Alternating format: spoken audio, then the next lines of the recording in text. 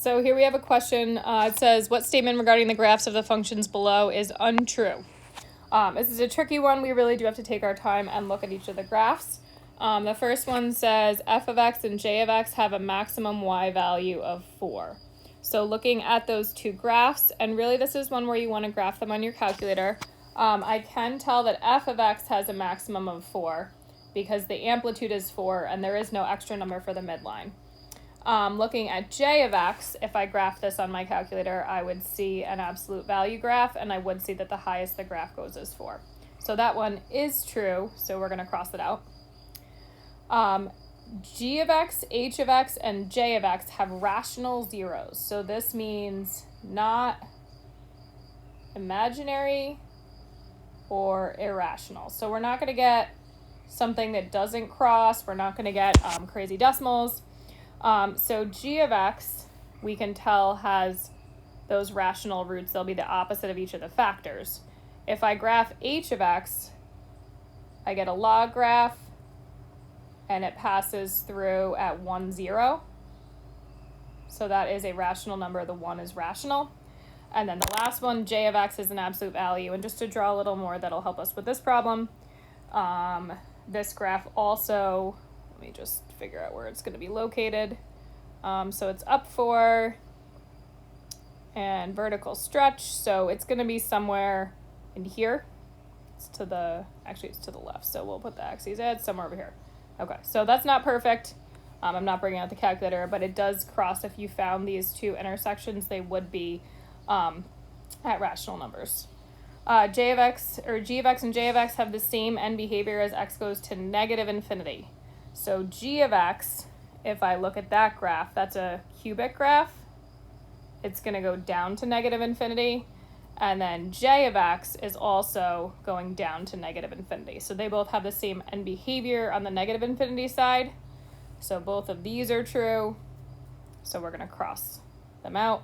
I'm assuming this one is the one that is not true. And I can quickly see that saying all the graphs have a y-intercept, but I know my log graph does not touch the y-axis. So that's not true. So this is my answer. Which of the following equations represents an even function?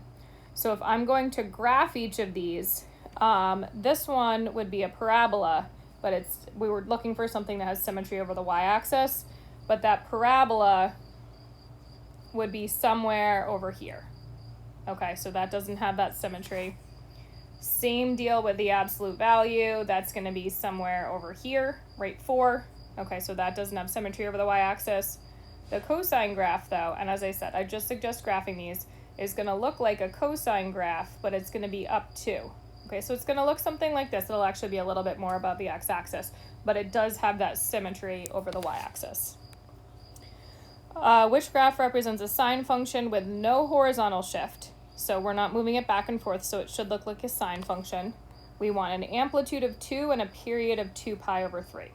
So first off, these two, because they don't start on the midline in the middle of the graph, this one starts at the bottom, that one starts at the top, are cosine graphs. These two are sine, one's positive and one's negative, but it doesn't give me that information. So I'm looking for the one with a period of 2 pi over 3. So we're going to trace that out.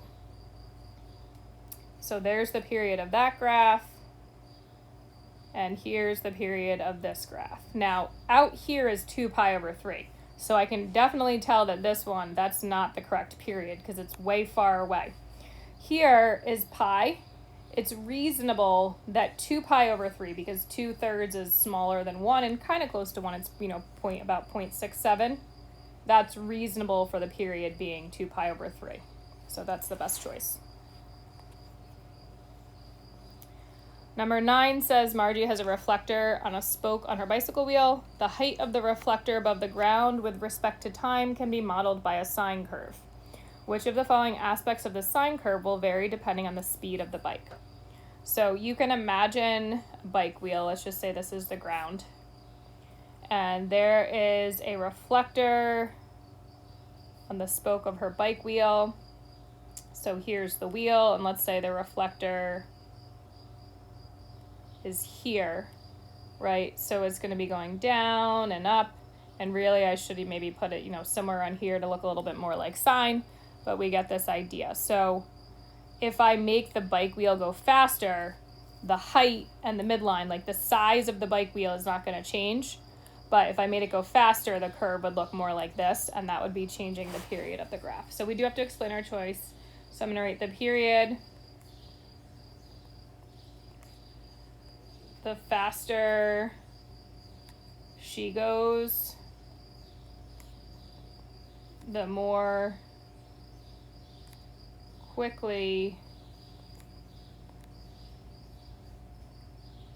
the rotation of the tire, shortening the period. Okay. If you want to clarify the other two, you could write something about, the height wouldn't change because the size of the wheel stays the same. The midline wouldn't change. Same idea. I guess the ground level would have to go up, or she'd have to be floating, I guess, for the midline to change. So the size of the wheel is the thing that controls that, not her speed. The next one says, using the diagram below, explain why secant theta equals 1 over x.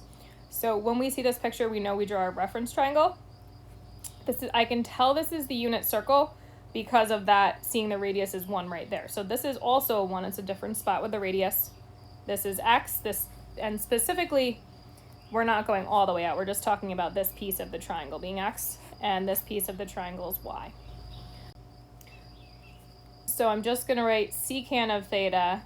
It's the reciprocal of cosine. Cosine is adjacent over hypotenuse, so secant of theta is hypotenuse over adjacent. So that means the secant of theta equals the hypotenuse is 1. And I should draw theta on here just to kind of show that. And then the adjacent side would be x. Okay, so I do need to explain. And it's not a great one to explain because, well, it's just kind of easier to show with math. But when they ask for it, we have to do it. So we can say, I'm just going to say secant of theta equals 1 over x because secant of theta is hypotenuse over adjacent. The reciprocal of cosine of theta, which is adjacent over hypotenuse. Okay? You could write a little more about the unit circle, but that should cover it.